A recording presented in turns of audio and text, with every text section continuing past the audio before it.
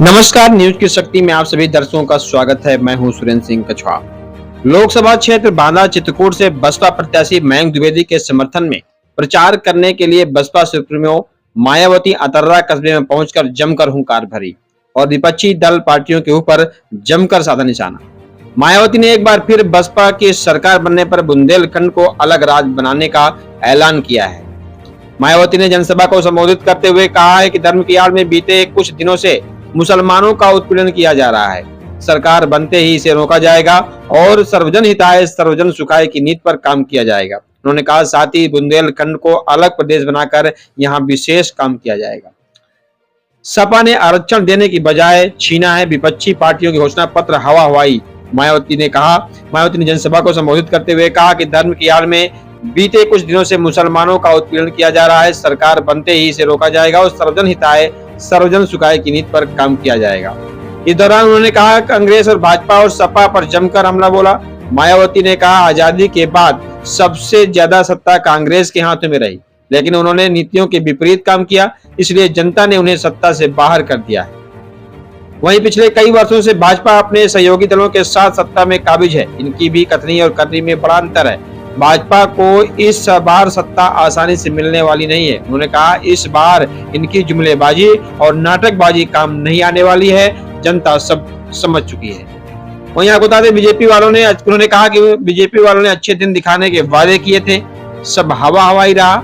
इन्होंने जमीन पर 1/4 काम नहीं किया है। इन्होंने अपने चहेतों और पूंजीपतियों का मालामाल बनाने के अलावा कुछ नहीं किया है। बड़े कारोबारियों से चंदा लेकर अपना संगठन चलाती है और उन्हें चुनाव लड़ाती है। कुछ दिन पहले मीडिया रिपोर्ट और सुप्रीम कोर्ट में खुलासा किया कि देश में कांग्रेस और भाजपा व अन्य विरोधी दलों ने देश के बड़े बड़े धन्ना सेठों से अपनी पार्टियों में चंदा लिया है। उन्होंने कहा हमने किसी से नहीं लिया। पूरे देश में बसपा ही एक अकेली पार्टी है जिसने किसी से चंदा नहीं लिया। इससे स्पष्ट है कि हम पार्टी चलाने के लिए पैसा नहीं लेते, हम मेंबरशिप और जन्मदिन पर आए चंदे से संकल्प पूरा करते हैं।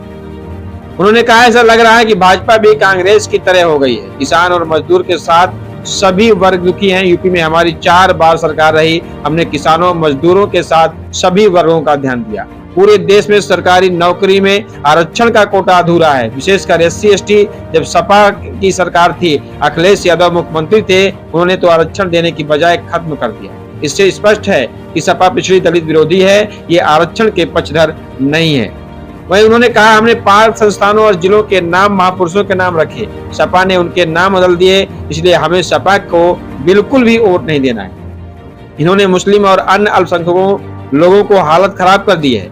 हिंदुत्व की आड़ में काम किया जा रहा है। भाजपा और RSS के लोग गांव-गांव राशन के बदले वोट मांग रहे हैं। उन्होंने कहा नमक के बदले वोट मांग रहे हैं। पूरे यूपी में सपा सरकार के दौरान ब्राह्मण पर उत्पीड़न किया गया, अपर कास्ट का हमने सबसे ज्यादा ध्यान दिया। उन्होंने कहा इनकी गलती नीतियों की वजह से देश की अर्थव्यवस्था पर प्रभाव पड़ रहा है, जिससे व्यापारी और निम्न वर्ग के लोग परेशान हैं।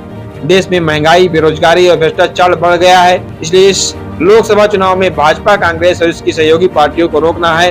ये विरोधी किस्म के लोग साम दाम दंड भेद अपनाकर सत्ता हासिल करना चाहते हैं। इनके हवा हवाई चुनावी घोषणा पत्रों से दूर रहना है। उन्होंने कहा इस देश में अधिकांश जगह जनता का विश्वास इनसे उठ गया है। बसपा कभी चुनावी घोषणा पत्र जारी नहीं करती। देश में अब लोग बसपा की नकल कर रहे हैं। यदि केंद्र में सरकार बनाने का मौका मिला तो यूपी की तरह काम किया जाएगा।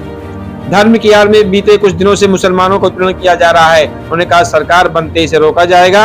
हमने लुभाने की बजाय रोजी रोटी काम दिया है। उन्होंने कहा बुंदेलखंड को अलग प्रदेश बनाकर यहाँ विशेष काम किया जाएगा। उन्होंने अंत में अपने प्रत्याशियों को जिताने की अपील की है।